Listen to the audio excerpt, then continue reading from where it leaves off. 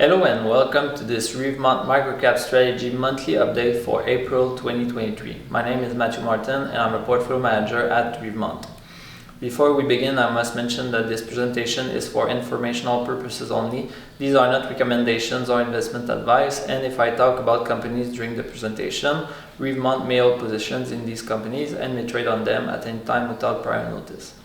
So let's start as usual with a snapshot of the Rivemont MicroCap strategy at the end of April 2023. The assets under management were 9 million and the annualized return since inception was 1.3%. So again, it was a tough month in April for the strategy.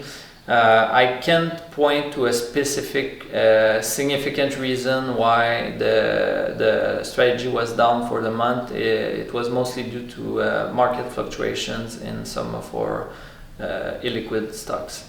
In terms of portfolio positions, we ended the month at 20. That's down 1 from last month. We actually sold our smallest position. It's nothing significant. It was a very small percentage of the assets, so nothing to worry about there.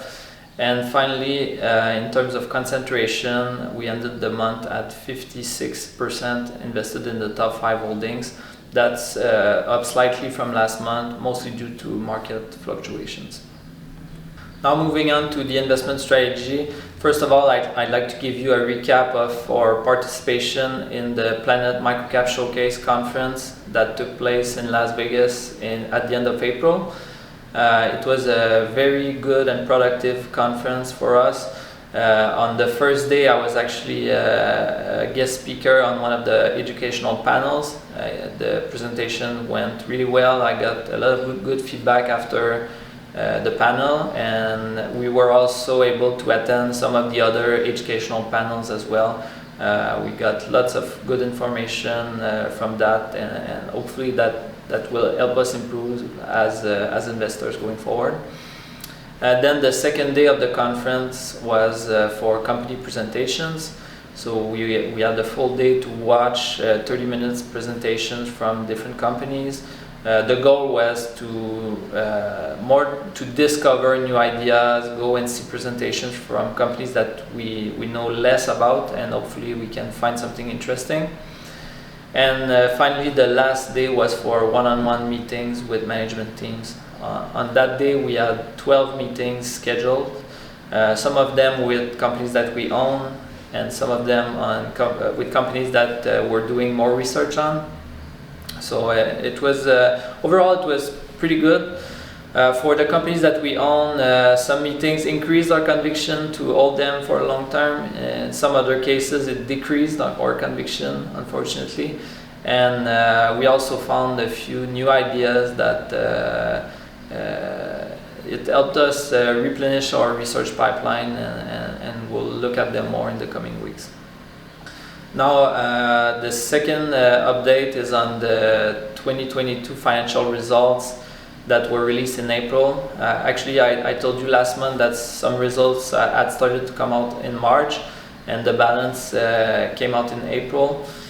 Overall, for portfolio companies, it was a bit of a mixed bag. Some results were good, some better than our expectations, and some were below our expectations. Now the challenge as microcap investors is to determine when a company releases bad results. Is it just a bad quarter due to external factors, or maybe the timing of some revenue recognitions or some orders? Or is it a reflection of the longer term thesis being broken? And that's the challenge and the assessment we have to make when we look at those results. So for the results that we've seen in April, for the most part, I would say we are holding on to these companies for the long term, but there were a few smaller positions in the portfolio where we lost the conviction, or we felt that maybe the capital would be better used elsewhere in other opportunities that are more undervalued and where we feel the long-term investment thesis is stronger. So we will look to redeploy some of that capital in the coming weeks. But overall, things are going fairly well. Now, in terms of outlook, we've met several management teams over the last few weeks, and one thing that we hear a lot more these days is that companies are expecting a slower first half of the year in 2023 with a rebound in activity later in the year. We hear a lot about potential recession coming up later this year, and it feels like a lot of companies are getting more prudent, and they are essentially slowing down their activity in anticipation of an economic slowdown. So that's starting to affect some of the microcap companies that are maybe suppliers to larger companies. We feel like this 2023 could be a tough year for some companies. They could see a real slowdown in their revenues and profits, but at the same time, the market prices already reflect that. We think with the significant correction that we've had over the last couple of years, the market is really pricing a significant deterioration in company fundamentals for 2023. So if it happens, we think stock prices are pretty much reflect the reality of what will happen.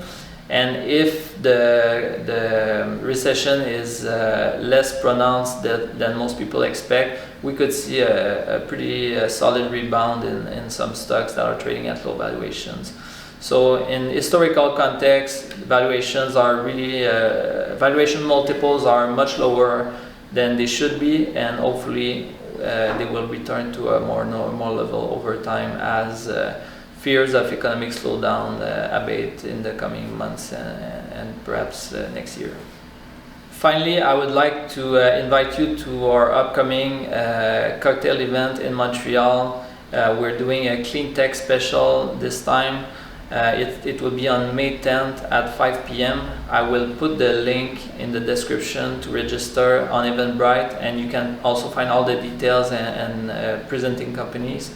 I encourage you to register in advance. We limit the event to 50 people. There are currently over 30 people that are registered. So if you plan to come, don't wait at the last minute. And we certainly look forward to meeting you there in person. So that's it for the April 2023 update.